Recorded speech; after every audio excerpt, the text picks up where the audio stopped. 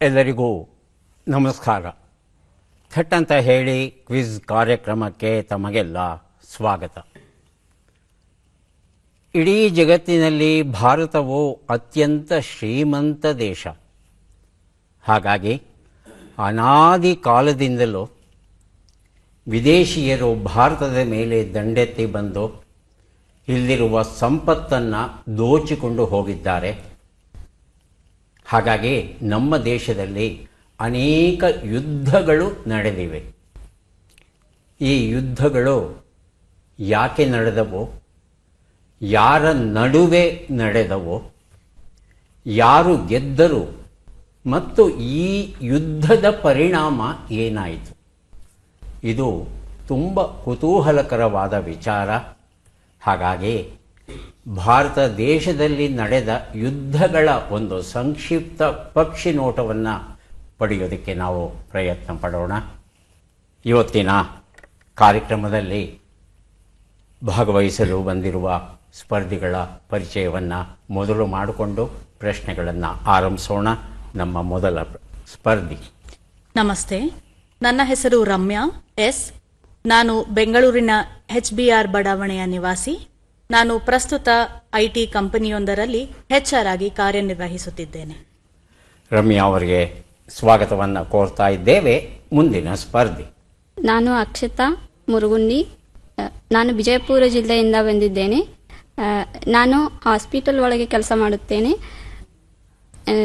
ನನ್ನ ಹವ್ಯಾಸಗಳು ಪುಸ್ತಕ ಓದುವುದು ಮತ್ತು ಓಲ್ಡ್ ಸಾಂಗ್ಸನ್ನು ಕೇಳುತ್ತೇನೆ. ತುಂಬ ಸಂತೋಷ ಅಕ್ಷತಾ ಅವರೇ. ನಮ್ಮ ಕಾರ್ಯಕ್ರಮಕ್ಕೆ ಸ್ವಾಗತವನ್ನು ಕೋರ್ತಾ ಇದ್ದೇವೆ. ನಮ್ಮ ಮೂರನೆಯ ಸ್ಪರ್ಧಿ. ನಮಸ್ತೆ, ನನ್ನ ಹೆಸರು ತೇಜಸ್ವಿನಿ ಪಿ.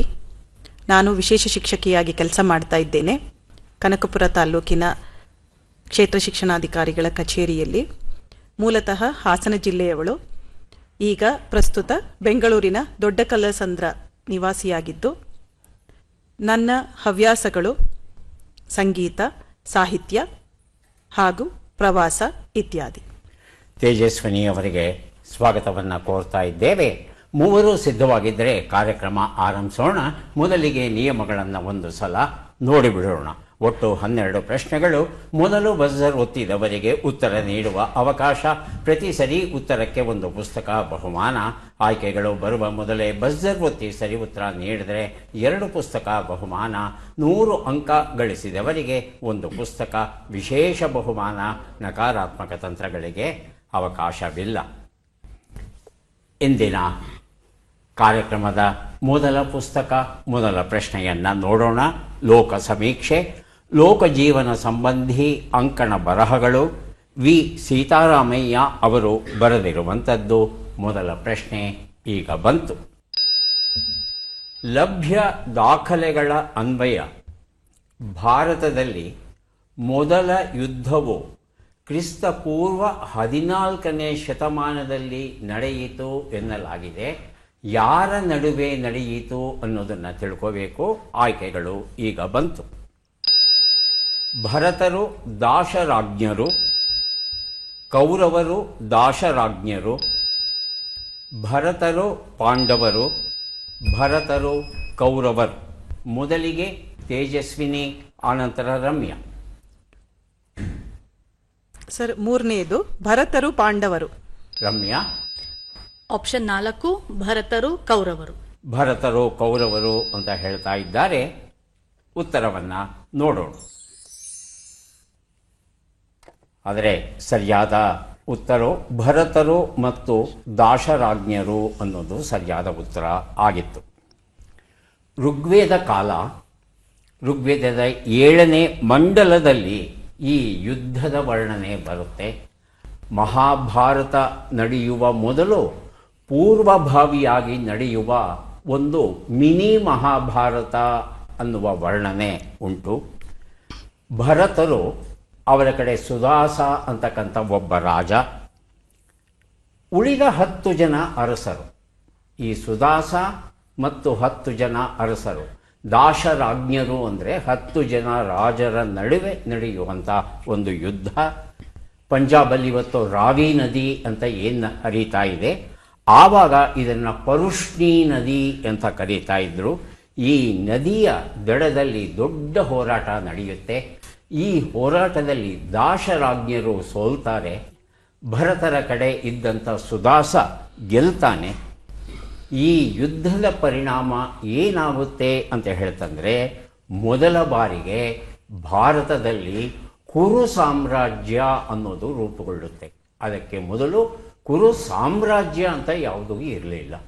ಇದು ನಮಗೆ ಗೊತ್ತಿರುವ ಹಾಗೆ ನಮ್ಮ ದೇಶದಲ್ಲಿ ನಡೆದಂಥ ಮೊತ್ತ ಮೊದಲ ಯುದ್ಧ. ಮುಂದಿನ ಪುಸ್ತಕ ಮತ್ತು ಪ್ರಶ್ನೆ ಡಾಕ್ಟರ್ CR ಚಂದ್ರಶೇಖರ್ ಬರೆದ ಕೌನ್ಸಲಿಂಗ್ ಏನು, ಯಾರಿಗೆ, ಮಾಡುವುದು ಹೇಗೆ. ಪ್ರಶ್ನೆ: ಭಾರತದಲ್ಲಿ ನಡೆದ ಎರಡನೆಯ ಪ್ರಧಾನ ಯುದ್ಧ ಮಹಾಭಾರತ. ಕೌರವರ ಕಡೆ ಹಾಗೂ ಪಾಂಡವರ ಕಡೆ ಎಷ್ಟು ಜನ ಉಳಿದರು ಯುದ್ಧ ಆದ ಮೇಲೆ ಅಂತ ತಿಳ್ಕೋಬೇಕಾಗಿದೆ. ಆಯ್ಕೆಗಳನ್ನು ನೋಡೋಣ. 0, 8. ಆಯ್ಕೆ 2, 3, 8. ಆಯ್ಕೆ 3, 5, 10. ಆಯ್ಕೆ 4, 4, 7. ಆಯ್ಕೆ 3, 5, 10. 5, 10. ತೇಜಸ್ವಿನಿ. ಆಯ್ಕೆ 3, 5, 10. ಅದೇ ಉತ್ತರವನ್ನು ನೋಡೋಣ. ಸರಿಯಾದ ಉತ್ತರ 3 ಜನ 8 ಜನ. ಕೌರವರ ಕಡೆ 3 ಜನ ಉಳಿತಾರೆ, ಪಾಂಡವರ ಕಡೆ 8 ಜನ ಉಳಿತಾರೆ. ಯುದ್ಧ ನಡೆದದ್ದು 18 ಅಕ್ಷೌಹಿಣಿ ಜನರ ನಡುವೆ. 18 ಅಕ್ಷೌಹಿಣಿಯಲ್ಲಿ ಎಲ್ಲರೂ ನಾಶವಾಗಿ ಉಳ್ಕೊಳ್ಳೋದು ಈ 8 ಜನ, ಅಲ್ಲೊಂದು 3 ಜನ, 11 ಜನ ಅಷ್ಟೆ. ಇಲ್ಲಿ ಅನ್ನೋದನ್ನು ನಾವು ತಿಳ್ಕೋಬೇಕಾಗುತ್ತೆ. ಕೌರವರ ಕಡೆ 3 ಜನ ಉಳ್ಕೋತಾರೆ. ಮೊದಲನೆಯವನು ಅಶ್ವತ್ಥಾಮ, ಆನಂತರ ಕೃಪಾಚಾರ್ಯರು, ಯಾಕಂದರೆ ಅವರು ಚಿರಂಜೀವಿಗಳು. ಹಾಗೆಯೇ ಕೃತವರ್ಮ, ಯಾದವರ ಕಡೆ ಇದ್ದಂಥ ಕೃತವರ್ಮ. 3 ಜನ ಕೌರವರ ಕಡೆ ಉಳ್ಕೊಂಡ್ರೆ, ಪಾಂಡವರ ಕಡೆ 5 ಜನ ಪಾಂಡವರು, ಒಬ್ಬ ಕೃಷ್ಣ, ಅದಾದ ಮೇಲೆ ಒಬ್ಬ ಸಾತ್ಯಕಿ, ಒಬ್ಬ ಯುಯುತ್ಸು ಅಂತ ಹೇಳ್ತಂದರೆ ಆತ ಧೃತರಾಷ್ಟ್ರನ ಮಗ ಆಗಿರ್ತಾನೆ. ಅವನು ಒಬ್ಬ ಉಳ್ಕೊಂಡಿರ್ತಾನೆ, ಅವನು ಪಾಂಡವರ ಕಡೆ ಬಂದಿರ್ತಾನೆ. ಹೀಗೆ 8 ಜನ 3 ಜನ. ಇಲ್ಲಿ ಒಂದು ವಿಶೇಷವಾದ ವಿಚಾರವನ್ನು ನಾವಿಲ್ಲಿ ನೆನೆಸ್ಕೋಬೇಕಾಗುತ್ತೆ. ಯುಧಿಷ್ಠಿರ ಒಂದು ಕಡೆ ಹೇಳ್ತಾನೆ, 24,165 ಜನ ಕಣ್ಮರೆಯಾದರು, ಅವರು ಸತ್ತಿದಾರ ಬದುಕಿದ್ದಾರಾ ಅನ್ನೋ ವಿಚಾರ ನಮಗೆ ಗೊತ್ತಿಲ್ಲ ಅನ್ನೋ ಮಾತನ್ನು ಯುಧಿಷ್ಠಿರ ಒಂದು ಕಡೆ ಹೇಳ್ತಾನೆ. ಅವರಿಗೇನಾಯಿತು? ಯುಧಿಷ್ಠಿರ ಆ ಬಗ್ಗೆ ಏನೂ ಮಾತಾಡೋದಿಲ್ಲ. ಯಾವಾಗ ನಡೀತು ಮಹಾಭಾರತ ಯುದ್ಧ? ಸಾಂಪ್ರದಾಯಿಕ ನಂಬಿಕೆಯ ಅನ್ವಯ ಇವತ್ತಿಗೆ 5,000 ವರ್ಷಗಳ ಹಿಂದೆ. ಆದರೆ ತಜ್ಞರು ಹೇಳುವ ಹಾಗೆ ಕ್ರಿಸ್ತಪೂರ್ವ 1200ರಿಂದ 800ರ ನಡುವೆ ನಡೆದಿರಬೇಕು ಈ ಯುದ್ಧ ಅಂತ ಒಂದು ಲೆಕ್ಕಾಚಾರ. ಮುಂದಿನ ಪುಸ್ತಕ ಮತ್ತು ಪ್ರಶ್ನೆಯನ್ನು ನೋಡೋಣ. ಸ್ವಾಸ್ಥ್ಯ ಚಿಂತನ. ಡಾಕ್ಟರ್ ಗಿರಿಧರ ಕಜೆ ಅವರ ಬಗ್ಗೆ ಕೊರ್ಗಿ ಶಂಕರನಾರಾಯಣ ಉಪಾಧ್ಯಾಯ ಅವರು ಸಂದರ್ಶಿಸಿ ಬರೆದಂತಹ ಪುಸ್ತಕ. ನಮ್ಮ ಪ್ರಶ್ನೆ: ಕ್ರಿಸ್ತಪೂರ್ವ 650ರಲ್ಲಿ ಕೋಸಲ ಮತ್ತು ಕಾಶಿಗಳ ನಡುವೆ ಯುದ್ಧ ನಡೆಯಿತು. ಈ ಯುದ್ಧದಲ್ಲಿ ಯಾರು ಗೆದ್ದರು ಅಂತ ತಿಳ್ಕೋಬೇಕಾಗಿದೆ. ಆಯ್ಕೆಗಳನ್ನು ನೋಡೋಣ. ಕಾಶಿ, ಸರಿಸಮ, ಕೋಸಲ, ಮೂರನೆಯವರು ಗೆದ್ದರು. ಮೊದಲಿಗೆ ಬಸರುತ್ತಿದ್ದಾರೆ ರಮ್ಯಾ, ಆನಂತರ ಅಕ್ಷತಾ, ಕೊನೆಯಲ್ಲಿ ತೇಜಸ್ವಿನಿ. ರಮ್ಯಾ. ಆಯ್ಕೆ 1 ಕಾಶಿ. ಕಾಶಿ ಗೆಲ್ತಾರೆ. ಹೌದಾ ಅಕ್ಷತಾ? ಯಾರು ಗೆಲ್ಲೋದು? ಆಪ್ಷನ್ 3 ಕೋಶಲ. ಕೋಸಲ ಗೆಲ್ಲುತ್ತೆ ಅಂತ ಅಕ್ಷತಾ ಹೇಳ್ತಾ ಇದ್ದಾರೆ. ತೇಜಸ್ವಿನಿ. ಆಪ್ಷನ್ 4 ಮೂರನೆಯವರು ಗೆದ್ದರು. ಉತ್ತರವನ್ನು ನೋಡೋಣ. ಕೋಸಲ ಗೆದ್ದರು ಅನ್ನೋದು ಸರಿಯಾದ ಉತ್ತರ. ಈ ಉತ್ತರವನ್ನು ಅಕ್ಷತಾ ಅವರು ಕೊಟ್ಟಿದ್ದಾರೆ. ಅವರಿಗೆ ಸ್ವಾಸ್ಥ್ಯ ಚಿಂತನ ಎನ್ನುವ ಈ ಒಂದು ಪುಸ್ತಕವನ್ನು ಕೊಡ್ತಾ ಇದ್ದೇವೆ. ಇಲ್ಲಿ 2 ದೇಶಗಳು, ಒಂದು ಕಾಶಿ ಮತ್ತೊಂದು ಕೋಸಲ. ಕಾಶಿ ಅತ್ಯಂತ ಶ್ರೀಮಂತ ದೇಶವಾಗಿರುತ್ತೆ.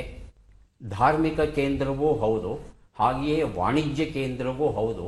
ತುಂಬ ಹಣಕಾಸು ಇರುತ್ತೆ ಅವರ ಬಳಿ.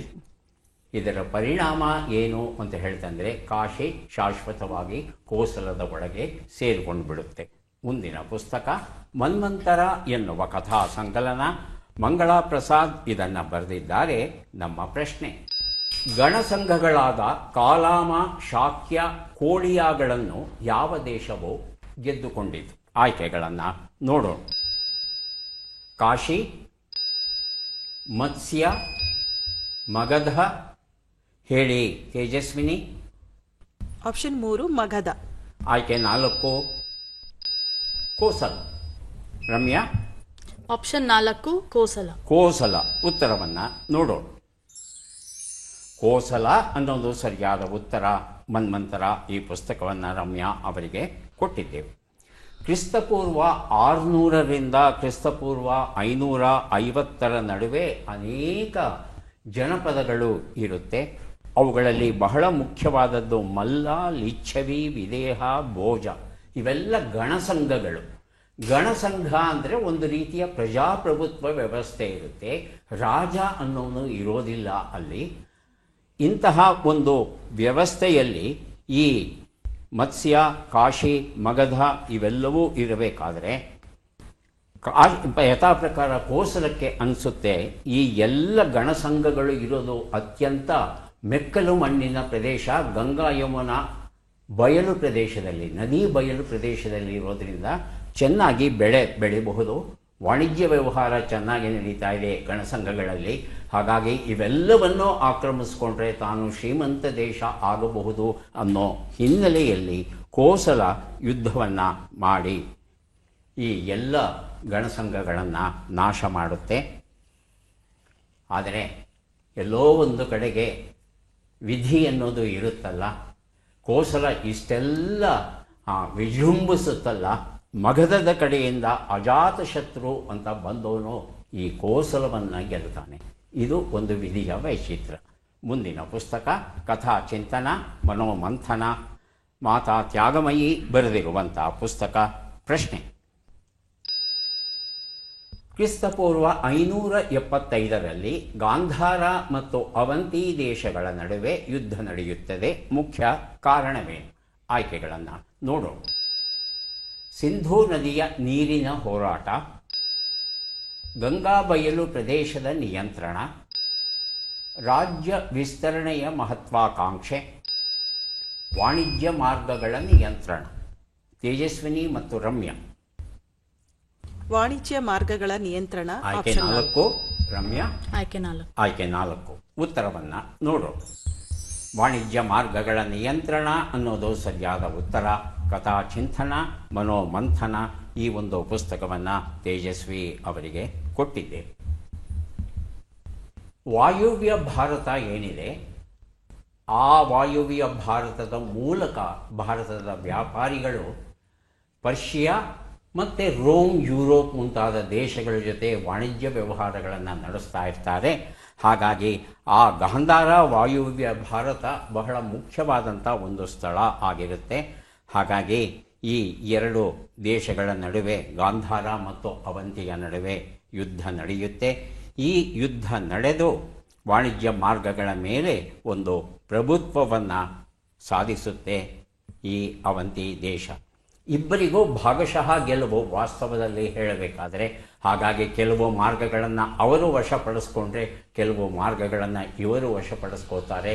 ಆದರೆ ವಾಣಿಜ್ಯ ವ್ಯವಹಾರ ಅದು ರಾಜಕೀಯ ಹಿನ್ನೆಲೆಯಲ್ಲಿ ಒಂದು ಪ್ರಧಾನ ಪಾತ್ರ ವಹಿಸಿದಂತಹ ಒಂದು ಮೊದಲ ಯುದ್ಧ ನಮ್ಮ ದೇಶದಲ್ಲಿ ನಡೆದದ್ದು ಅನ್ನೋದನ್ನು ನೆನೆಸ್ಕೋಬಹುದು. ಮುಂದಿನ ಪುಸ್ತಕ ಪುರುಷೋತ್ತಮ ಪರ್ವ. ಡಾಕ್ಟರ್ SLN ಸ್ವಾಮಿ ಇದನ್ನು ಬರೆದಿದ್ದಾರೆ. ನಮ್ಮ ಪ್ರಶ್ನೆ: ಕ್ರಿಸ್ತಪೂರ್ವ 535ರಿಂದ 450ರಲ್ಲಿ ಪರ್ಷಿಯಾದ ಅಚೆಮೆನಿಡ್ ಸಾಮ್ರಾಜ್ಯದೊಡನೆ ಈ ಕೆಳಕಂಡ ಯಾವ ದೇಶ ಹೋರಾಡಲಿಲ್ಲ? ಆಯ್ಕೆಗಳನ್ನು ನೋಡೋಣ. ಮಗಧ, ಗಾಂಧಾರ, ಕಾಂಬೋಜ, ಸಿಂಧೂ ಸೌವೀರ. ಮೊದಲಿಗೆ ತೇಜಸ್ವಿನಿ, ಆನಂತರ ಅಕ್ಷತ. ಸಿಂಧು ಸೌವೀರ ಹೋರಾಡಲಿಲ್ಲ. ಹೌದು. ಅಕ್ಷತ. ಗಾಂಧಾರ. ಗಾಂಧಾರ. ಉತ್ತರವನ್ನು ನೋಡೋಣ. ಸರಿಯಾದ ಉತ್ತರ ಮಗಧ ಆಗಿತ್ತು. ಆ ಪ್ರಶ್ನೆಯನ್ನು ಅರ್ಥ ಮಾಡಿಕೊಂಡ್ರೋ ಇಲ್ವೋ ಗೊತ್ತಿಲ್ಲ. ಪರ್ಷಿಯಾ ದೇಶದಲ್ಲಿ ಅಚೆಮಿನಿಡ್ ಅಂತ ಒಂದು ದೊಡ್ಡ ಸಾಮ್ರಾಜ್ಯ ನಿರ್ಮಾಣವಾಗುತ್ತೆ. ಅವರೇನು ಮಾಡ್ತಾರೆ, ವಾಣಿಜ್ಯ ರಸ್ತೆ ಅಲ್ವಾ ಇದು, ಹಾಗಾಗಿ ಈ ವಾಯುವ್ಯ ಭಾರತವನ್ನು ಗೆಲ್ಲಬೇಕು ಅಂತ ಬರ್ತಾರೆ. ಹಾಗಾಗಿ ವಾಯುವ್ಯ ಭಾರತದಲ್ಲಿ ಇದ್ದಂಥ 3 ದೇಶಗಳು ಏನಿದ್ದವೋ, ಕಾಂಬೋಜ, ಗಾಂಧಾರ, ಸಿಂಧು, ಸೌವೀರ, ಅವೆಲ್ಲವನ್ನೂ ಗೆಲ್ತಾರೆ. ಆದರೆ ಮಗಧ ಸಾಮ್ರಾಜ್ಯ ಪೂರ್ವದ ಕಡೆ ಇದ್ದ ಕಾರಣ ಅಲ್ಲಿಯವರೆಗೆ ಅವರು ಯುದ್ಧ ಮಾಡಿಕೊಂಡು ಬರೋದಿಲ್ಲ. ಈ 3 ದೇಶಗಳು ಈ ಅಚೆಮೆನಿಡ್ ಸಾಮ್ರಾಜ್ಯದ ಅಧೀನಕ್ಕೆ ಬರುತ್ತೆ. ಸೈರಸ್ ದಿ ಗ್ರೇಟ್ ಅಂತ ಒಬ್ಬ ಬರ್ತಾನೆ ರಾಜ, ಅವನ ನಂತರ ಡೇರಿಯಸ್ I ಅಂತ ಒಬ್ಬ ಅರಸ. ಇವರಿಬ್ಬರು ಅಚೆಮೆನಿಡ್ ಸೇರಿದವರು ಇವರು. ಹಾಗಾಗಿ ಈ ಗಾಂಧಾರ, ತಕ್ಷಶಿಲಾ, ಪೆಶಾವರ್, ಸಿಂಧು ಸೌವೀರ, ಸಿಂಧ್, ಕಾಶ್ಮೀರ, ಆಫ್ಘಾನಿಸ್ತಾನ, ಹೀಗೆ ಆ ಪ್ರದೇಶಗಳೆಲ್ಲ ಏನಿದೆ ಎಲ್ಲವನ್ನು ಗೆದ್ದು ಸತ್ರಪರನ್ನ ಆಯ್ಕೆ ಮಾಡ್ತಾನೆ. ಸತ್ರಪ ಅಂತ ಹೇಳಿದ್ರೆ ನಮ್ಮ ಇಂದಿನ ಕಾಲದಲ್ಲಿ ರಾಜ್ಯಪಾಲರು ಅಥವಾ ಗವರ್ನರ್ ಅಂತ ಏನು ಕರೀತೇವೆ, ಹಾಗಾಗಿ ಒಂದೊಂದು ಪ್ರಾಂತಕ್ಕೆ ಒಬ್ಬೊಬ್ಬ ಗವರ್ನರನ್ನು ಆಯ್ಕೆ ಮಾಡಿ ಅವರ ಕೈಗೆ ಕೊಟ್ಟು ರಾಜ್ಯವನ್ನು, ಆ ಅಚೆಮೆನಿಡ್ ಸಾಮ್ರಾಜ್ಯ, ಈ ಡೇರಿಯಸ್ ಮತ್ತು ಸೈರಸ್ ತೆಗೆದು ವಾಪಸ್ ಹೋಗ್ಬಿಡ್ತಾರೆ. ಇವರು ಇಲ್ಲಿ ಹೊಸದಾಗಿ ರಾಜ್ಯವನ್ನು ಮಾಡಲಿಕ್ಕೆ ಶುರು ಮಾಡ್ತಾರೆ. ಈ ಅಚೆಮೆನಿಡ್ ಅವರು ಚಿನ್ನದ ನಾಣ್ಯಗಳನ್ನು ಮುದ್ರಿಸಿ ಬಹುದೊಡ್ಡ ವ್ಯಾಪಾರ ಮಾಡ್ತಾರೆ. ತುಂಬ ಶ್ರೀಮಂತರು ಅವರು. ಈ ಅಚೆಮೆನಿಡ್ ಏನು ಆಕ್ರಮಣ, ಆ ತಂತ್ರಗಾರಿಕೆ ಏನಿದೆ ಅದು ಮುಂದೆ ಅಲೆಕ್ಸಾಂಡರ್ ದ ಗ್ರೇಟ್ ಅಂತ ಬರ್ತಾನಲ್ಲ, ಅವರಿಗೆ ದಾರಿದೀಪವಾಗುತ್ತೆ, ಮಾರ್ಗದರ್ಶನವಾಗುತ್ತೆ. ಆ ತಂತ್ರಗಳನ್ನೇ ಪ್ರಯೋಗಿಸಿ ಮುಂದೆ ಅಲೆಕ್ಸಾಂಡರ್ ದ ಗ್ರೇಟ್ ಭಾರತಕ್ಕೆ ಬರ್ತಾನೆ. ಮುಂದಿನ ಪುಸ್ತಕ ಕುರುಡು ಕಂದೀಲು, ಗಜಲ್ ಸಂಕಲನ, ನರುಷಿ ಕಡೂರು ಬರೆದಿರುವಂತಹ ಪುಸ್ತಕ. ನಮ್ಮ ಪ್ರಶ್ನೆ, ಮಗಧ ಕೋಸಲ ಯುದ್ಧದಲ್ಲಿ ಮಗಧವನ್ನು ಯಾವ ರಾಜ್ಯವಂಶವೋ ಆಳುತ್ತಿತ್ತು? ಆಯ್ಕೆಗಳನ್ನು ನೋಡೋಣ. ಶಿಶುನಾಗ ವಂಶ, ನಂದವಂಶ, ಹರ್ಯಂಕ ವಂಶ, ಮೌರ್ಯ ವಂಶ. ಮೊದಲಿಗೆ ರಮ್ಯಾ, ಆನಂತರ ತೇಜಸ್ವಿನಿ. ಆಯ್ಕೆ 2 ನಂದ. ನಂದ. ತೇಜಸ್ವಿನಿ. ಆಯ್ಕೆ 1 ಶಿಶುನಾಗ. ಶಿಶುನಾಗ. ಉತ್ತರವನ್ನು ನೋಡೋಣ. ಆದರೆ ಸರಿಯಾದ ಉತ್ತರ ಹರ್ಯಂಕ ಆಗಿತ್ತು. ಈ ಮಗಧ ಪ್ರದೇಶವನ್ನು ಅನೇಕ ಸಾಮ್ರಾಟರು ಆಳ್ತಾ ಹೋಗ್ತಾರೆ. ಅವರಲ್ಲಿ ಮುಖ್ಯರಾದವರು ಹರ್ಯಂಕರು. ಆನಂತರ ನಂದರು, ಶಿಶುನಾಗರು, ಮೌರ್ಯರು ಇವರೆಲ್ಲರೂ ಬರ್ತಾರೆ. ಆದರೆ ಮೊದಲು ಅಲ್ಲಿ ರಾಜ್ಯಭಾರವನ್ನು ಮಾಡಿದ್ದು ಹರ್ಯಂಕರು. ಇವರು ಅಂಗವನ್ನು ಗೆಲ್ತಾರೆ, ಅವಂತಿಯನ್ನು ಗೆಲ್ತಾರೆ, ಕೋಸಲವನ್ನು ಗೆಲ್ತಾರೆ, ವಜ್ಜಿಕ ಅಂತಕ್ಕಂಥ ಒಂದು ಸಾಮ್ರಾಜ್ಯವನ್ನು ಅವರು ಗೆಲ್ತಾರೆ. ಒಂದು ಬೃಹತ್ ಮಗಧ ಸಾಮ್ರಾಜ್ಯವನ್ನು, ಮೊದಲ ಬಾರಿಗೆ ಒಂದು ಬೃಹತ್ ಮಗಧ ಸಾಮ್ರಾಜ್ಯ ರೂಪುಗೊಳ್ಳುತ್ತೆ.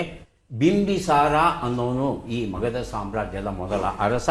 ಅವನ ನಂತರ ಅಜಾತಶತ್ರು, ಉದಯನ ಮುಂತಾದವರೆಲ್ಲ ಬೇರೆ ಬೇರೆಯವರೆಲ್ಲ ಬರ್ತಾರೆ. ಇದು ಒಂದು ದೊಡ್ಡ ಸಾಮ್ರಾಜ್ಯ ಉದಯಿಸೋದಕ್ಕೆ ಕಾರಣವಾದಂಥ ಒಂದು ಯುದ್ಧ. ಮುಂದಿನ ಪುಸ್ತಕ ಗೊಂಚಲು, ಬಿಡಿ ಲೇಖನಗಳು, ಪುಟ್ಟಲಕ್ಷ್ಮಿ ಕಾಳೇಗೌಡ ದೊಡ್ಡಪಾಳ್ಯ ಬರೆದಿರುವಂಥ ಕೃತಿ. ಇದು ನಮ್ಮ ಪ್ರಶ್ನೆ. ಉತ್ತರ ಭಾರತದಲ್ಲಿದ್ದ ಬಹುಪಾಲು ರಾಜ್ಯಗಳನ್ನು ಗೆದ್ದು ಬೃಹತ್ ಸಾಮ್ರಾಜ್ಯವನ್ನು ಯಾರು ಕಟ್ಟಿದರು ಅಂತ ತಿಳ್ಕೋಬೇಕಾಗಿದೆ. ಆಯ್ಕೆಗಳನ್ನು ಕೊಡ್ತಾ ಇದ್ದೇನೆ. ಶಿಶುನಾಗರು, ನಂದರು, ಹರ್ಯಂಕರು, ಲಿಚ್ಛವಿಗಳು. ಬಹುದೊಡ್ಡ ಸಾಮ್ರಾಜ್ಯ ಹಿಂದೆ ಎಂದೂ ಭಾರತದಲ್ಲಿ ಅಷ್ಟು ದೊಡ್ಡ ಸಾಮ್ರಾಜ್ಯ ಬಂದಿರಲಿಲ್ಲ. ಅದನ್ನು ಯಾರು ಕಟ್ಟಿದ್ರು ಅಂತ ತಿಳ್ಕೋಬೇಕಾಗಿದೆ. ಮೊದಲಿಗೆ ತೇಜಸ್ವಿನಿ, ನಂತರ ರಮ್ಯಾ.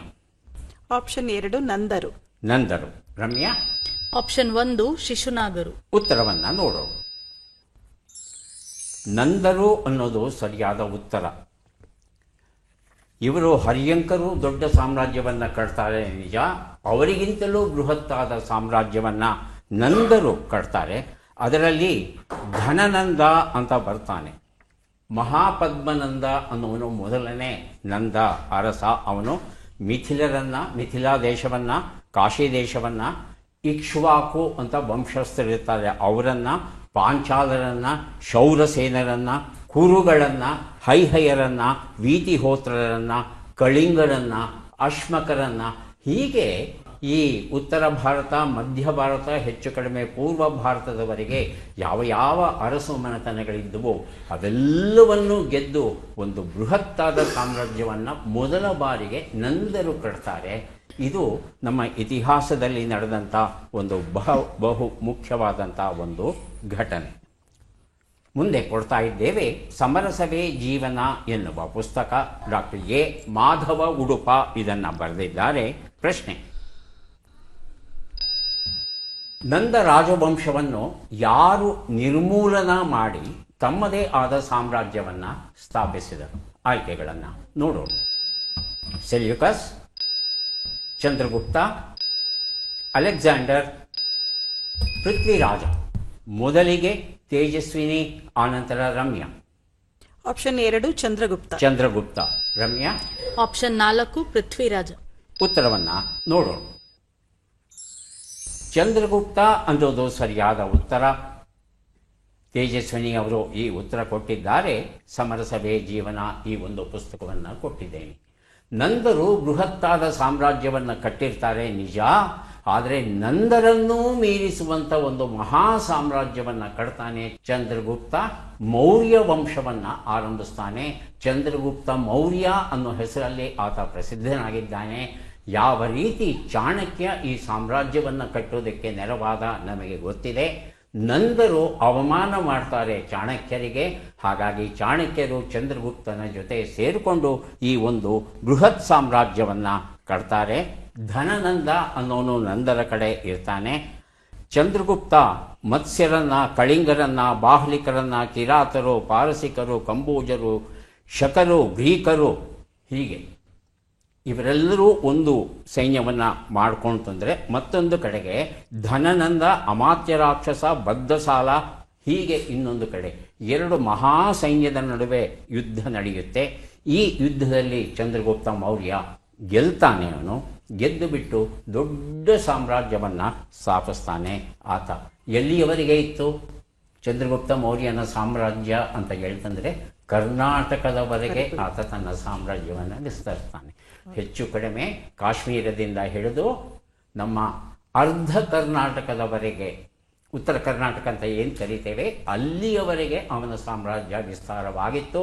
ನಮಗೆಲ್ಲ ಗೊತ್ತಿರೋ ಹಾಗೆ ಚಂದ್ರಗುಪ್ತ ಮೌರ್ಯ ತನ್ನ ಜೀವಿತದ ಕೊನೆಯ ಕಾಲವನ್ನು ನಮ್ಮ ಕರ್ನಾಟಕದ ಶ್ರವಣಬೆಳಗೊಳದಲ್ಲಿ ಚಂದ್ರಗಿರಿಯಲ್ಲಿ ಕಳೀತಾನೆ ಅನ್ನೋ ವಿಚಾರವನ್ನು ನಾವೀಗಾಗಲೇ ನಮ್ಮ ಪುಸ್ತಕಗಳಲ್ಲಿ ಓದಿದ್ದೇವೆ. ಮುಂದಿನ ಪುಸ್ತಕ ಮತ್ತು ಪ್ರಶ್ನೆ ವಿಷಾದ ಸಾಗರಗಳು, ಡಾಕ್ಟರ್ ಕೆ ಶಿವರಾಮ ಕಾರಂತ ಬರೆದಂಥ ಪುಸ್ತಕ. ನಮ್ಮ ಪ್ರಶ್ನೆ: ಅಲೆಕ್ಸಾಂಡರನು ಯಾವ ನದಿಯ ದಡದಲ್ಲಿ ಭಾರತೀಯ ಸೇನೆಯನ್ನು ಎದುರಿಸಿದನು? ಆಯ್ಕೆಗಳನ್ನು ನೋಡೋಣ. ಝೀಲಂ, ಸಟ್ಲೆಜ್, ರಾವಿ, ಸಿಂಧು. ಮೊದಲಿಗೆ ತೇಜಸ್ವಿನಿ, ನಂತರ ರಮ್ಯಾ. ಆಪ್ಷನ್ 4 ಸಿಂಧು. ಸಿಂಧು ಅಂತ ಹೇಳ್ತಾ ಇದ್ದಾರೆ. ರಮ್ಯಾ? ಆಪ್ಷನ್ 3 ರಾವಿ. ರಾವಿ. ಉತ್ತರವನ್ನ ನೋಡೋಣ. ಆದರೆ ಸರಿಯಾದ ಉತ್ತರ ಝೀಲಂ ನದಿ ಆಗಿತ್ತು. ಕ್ರಿಸ್ತಪೂರ್ವ 326 ಮೇ ತಿಂಗಳಲ್ಲಿ ಯುದ್ಧ ನಡೆಯುತ್ತೆ. ಇದನ್ನು ಬ್ಯಾಟಲ್ ಆಫ್ ಹೈಡಾಸ್ಪೇಸ್ ಅಂತ ಹೇಳಿ ಗ್ರೀಕರು ಇದನ್ನು ಗುರುತಿಸಿದ್ದಾರೆ.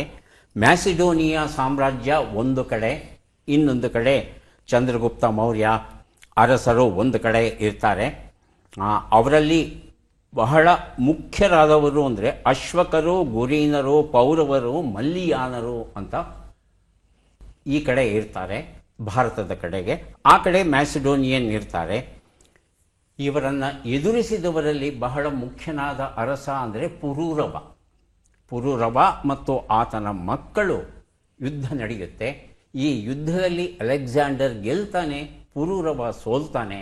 ಆದರೆ ಅಲೆಕ್ಸಾಂಡರ್ ಪುರೂರವನನ್ನು ಒಬ್ಬ ಅರಸನ ಹಾಗೆ ಗೌರವದಿಂದ ಕಂಡು ಅವನನ್ನು ಆ ಪ್ರದೇಶದ ಸತ್ರಪನನ್ನಾಗಿ ಆಯ್ಕೆ ಮಾಡ್ತಾನೆ. ಆಯ್ಕೆ ಮಾಡಿ ಆತ ಅಲ್ಲಿಂದ ಮುಂದಕ್ಕೆ ಹೊರಟೋಗ್ತಾನೆ. ಆತ ಮತ್ತೆ ಅಲ್ಲಿಂದ ಪೂರ್ವದ ಕಡೆಗೆ, ಅಂದರೆ ಮಗಧ ಸಾಮ್ರಾಜ್ಯ ಏನಿತ್ತು ಆ ಕಡೆಗೆ ಆತ ಬರಲಿಕ್ಕೆ ಹೋಗೋದಿಲ್ಲ. ಆದರೆ ಬಹುದೊಡ್ಡ ಲಾಭ ಏನಾಯಿತು ಇದರಿಂದ ಭಾರತಕ್ಕೆ ಅಂತ ಹೇಳ್ತಂದರೆ, ಗ್ರೀಕ್ ಸಂಸ್ಕೃತಿ, ಗ್ರೀಕ್ ವಿಜ್ಞಾನ ಏನಿತ್ತು, ಭಾರತದ ವಿಜ್ಞಾನ, ಭಾರತದ ಸಂಸ್ಕೃತಿ ಏನಿತ್ತು, ಪರಸ್ಪರ ವಿನಿಮಯಕ್ಕೆ ತುಂಬ ಅವಕಾಶವನ್ನು ಮಾಡಿಕೊಡ್ತು. ಅದರಲ್ಲೂ ನಮ್ಮ ಸಂಸ್ಕೃತ ಕೃತಿಗಳು ಏನಿವೆ ಅದರಲ್ಲಿ ಏನು ಖಗೋಳ ವಿಜ್ಞಾನ ಏನಿದೆ ಆ ಖಗೋಳ ವಿಜ್ಞಾನಗಳ ವಿನಿಮಯ ಆಗುತ್ತೆ. ಮೊದಲ ಬಾರಿಗೆ ಯವನ ಖಗೋಳ ವಿಜ್ಞಾನ ನಮ್ಮ ದೇಶಕ್ಕೂ ಬರುತ್ತೆ. ಹೀಗೆ ಸಾಂಸ್ಕೃತಿಕವಾಗಿ, ವೈಜ್ಞಾನಿಕವಾಗಿ, ಆರ್ಥಿಕವಾಗಿ ಬಹುದೊಡ್ಡ ಬದಲಾವಣೆಯನ್ನು ತರುತ್ತೆ. ಅಲೆಕ್ಸಾಂಡರ್ ದ ಗ್ರೇಟ್ ನಮ್ಮ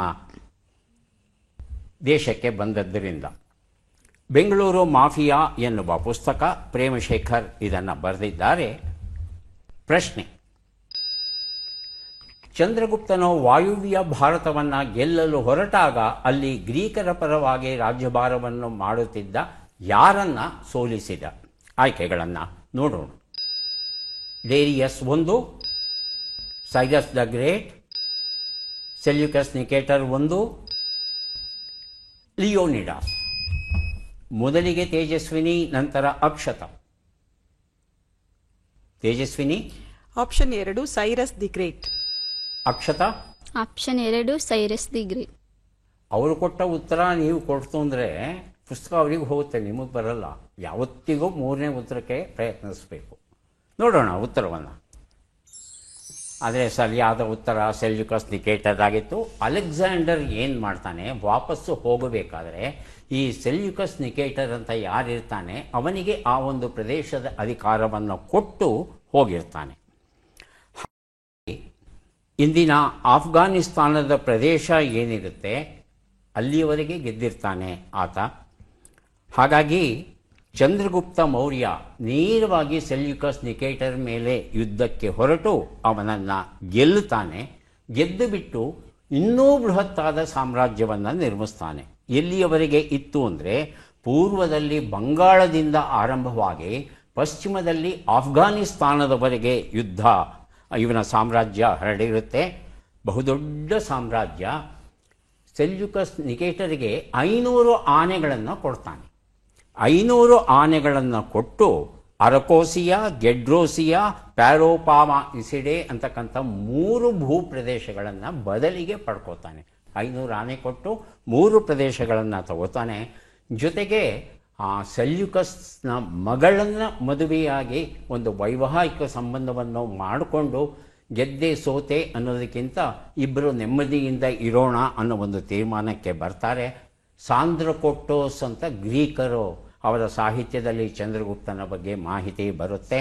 ಕೌಟಿಲ್ಯನ ಅರ್ಥಶಾಸ್ತ್ರ ಏನಿದೆ ಇದು ಗ್ರೀಕರಿಗೆ ತುಂಬ ಇಷ್ಟವಾಗುತ್ತೆ. ಈ ಕೃತಿಯನ್ನು ತಗೊಂಡು ಹೋಗಿ ಅವರು ಅಧ್ಯಯನವನ್ನು ಮಾಡ್ತಾರೆ. ಕಾರ್ಯಕ್ರಮದ ಕೊನೆಯ ಪ್ರಶ್ನೆಗೆ ಬಂದಿದ್ದೇವೆ. ಗುಬ್ಬಚ್ಚಿಗಳು. ಮಂಗಳಾ ಪ್ರಸಾದ್ ಬರೆದಿರುವಂಥದ್ದು ಪ್ರಶ್ನೆ: ಚಂದ್ರಗುಪ್ತ ಮೌರ್ಯನು ದಕ್ಷಿಣ ಭಾರತವನ್ನು ಎಲ್ಲಿಯವರೆಗೆ ಗೆದ್ದನು? ಆಯ್ಕೆಗಳನ್ನು ನೋಡೋಣ. ಇಂದಿನ ಕೇರಳ, ಇಂದಿನ ತಮಿಳುನಾಡು, ಇಂದಿನ ಕರ್ನಾಟಕ, ಇಂದಿನ ಮಹಾರಾಷ್ಟ್ರ. ಮೊದಲಿಗೆ ಅಕ್ಷತಾ, ಆನಂತರ ರಮ್ಯಾ. ಅಕ್ಷತಾ. ಆಪ್ಷನ್ 3 ಇಂದಿನ ಕರ್ನಾಟಕ. ಇಂದಿನ ಕರ್ನಾಟಕ. ಹೇಳಿ ರಮ್ಯಾ. ಆಪ್ಷನ್ 4 ಇಂದಿನ ಮಹಾರಾಷ್ಟ್ರ. ಇಂದಿನ ಮಹಾರಾಷ್ಟ್ರ. ಉತ್ತರವನ್ನು ನೋಡೋಣ. ಇಂದಿನ ಕರ್ನಾಟಕ ಸರಿಯಾದ ಉತ್ತರ. ಗುಬ್ಬಚ್ಚಿಗಳು ಎನ್ನುವ ಪುಸ್ತಕವನ್ನು ಅಕ್ಷತಾ ಅವರಿಗೆ ಕೊಟ್ಟಿದ್ದೇನೆ. ಈ ಕಡೆ ಬಂದಾಗ ಸಂಪೂರ್ಣ ಮಹಾರಾಷ್ಟ್ರವನ್ನು ಗೆಲ್ತಾನೆ, ಸಂಪೂರ್ಣ ಆಂಧ್ರವನ್ನು ಗೆಲ್ತಾನೆ, ಅರ್ಧ ಕರ್ನಾಟಕವನ್ನು ಗೆಲ್ತಾನೆ, ಪೂರ್ಣ ಕರ್ನಾಟಕವನ್ನು ಗೆಲ್ಲೋದಿಲ್ಲ. ಕರ್ನಾಟಕ, ಈ ದಕ್ಷಿಣ ಭಾರತದ ಬಗ್ಗೆ ಚಂದ್ರಗುಪ್ತನಿಗೆ ಯಾಕೆ ಅಷ್ಟೊಂದು ಆಸಕ್ತಿ ಇತ್ತು ಅಂದರೆ, ಇಲ್ಲಿ ಅತ್ಯುತ್ತಮವಾದ ಕಬ್ಬಿಣದ ಅದಿರು ಸಿಗ್ತಾ ಇರುತ್ತೆ. ಹಾಗಾಗಿ ಆಯುಧಗಳನ್ನು ಮಾಡಿಕೊಳ್ಳಿಕ್ಕೆ ಇಲ್ಲಿರೋ ಅದಿರು ಬೇಕಾಗಿರೋ ಕಾರಣ ಈ ಪ್ರದೇಶವನ್ನು ಆತ ಗೆಲ್ತಾನೆ. ಹಾಗೆಯೇ ನಮ್ಮ ಕಪ್ಪು ಭೂಮಿಯಲ್ಲಿ ಬೆಳೀತಾ ಇದ್ದಂಥ ಹತ್ತಿ ಏನಿತ್ತು ಸರ್ವಶ್ರೇಷ್ಠವಾಗಿತ್ತು. ಈ ಹತ್ತಿಯ ಆಸೆಗಾಗಿಯೂ ಆತ ಈ ಒಂದು ಪ್ರದೇಶವನ್ನು ಆಕ್ರಮಿಸ್ಕೋತಾನೆ. ಮತ್ತು ಕೊನೆಯಲ್ಲಿ ಶ್ರವಣ ಬೆಳಗೊಳದಲ್ಲಿ ಆತ ಸಲ್ಲೇಖನ ವ್ರತದ ಮೂಲಕ ಜೀವವನ್ನು ಬಿಟ್ಟಂಥ ವಿಚಾರ ನಮಗೆ ಗೊತ್ತಿರುವಂಥದ್ದು. ಸಾಕಲ್ವಾ ಯುದ್ಧಗಳ ಬಗ್ಗೆ ತಿಳ್ಕೊಂಡಿದ್ದು? ತುಂಬ ಸಂತೋಷ. ಈಗ ಯಾರ್ಯಾರಿಗೆ ಎಷ್ಟೆಷ್ಟು ಪುಸ್ತಕಗಳು ಬಂದಿವೆ ಅದನ್ನು ನೋಡೋಣ. ಮೊದಲಿಗೆ ರಮ್ಯಾ ಅವರಿಗೆ ನಾವು ಕೊಡ್ತಾ ಇದ್ದೇವೆ ಮನ್ವಂತರ ಎನ್ನುವ ಕಥಾ ಸಂಕಲನ. ಮಂಗಳಾ ಪ್ರಸಾದ್ ಅವರು ಈ ಒಂದು ಪುಸ್ತಕವನ್ನು ಬರೆದಿದ್ದಾರೆ. ದಯವಿಟ್ಟು ಸ್ವೀಕರಿಸಿ. ಅಭಿನಂದನೆ. ಅಕ್ಷತಾ ಅವರಿಗೆ 2 ಪುಸ್ತಕ ದೊರೆಯುತ್ತಾ ಇದೆ. ಸ್ವೀಕರಿಸಿ. ಅಭಿನಂದನೆಗಳು. ತೇಜಸ್ವಿನಿ ಅವರಿಗೆ 3 ಪುಸ್ತಕ ಸಿಗ್ತಾ ಇದೆ. ಸ್ವೀಕರಿಸಿ. ಅಭಿನಂದನೆಗಳು.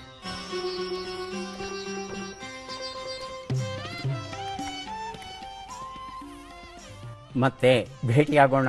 ನಮಸ್ಕಾರ.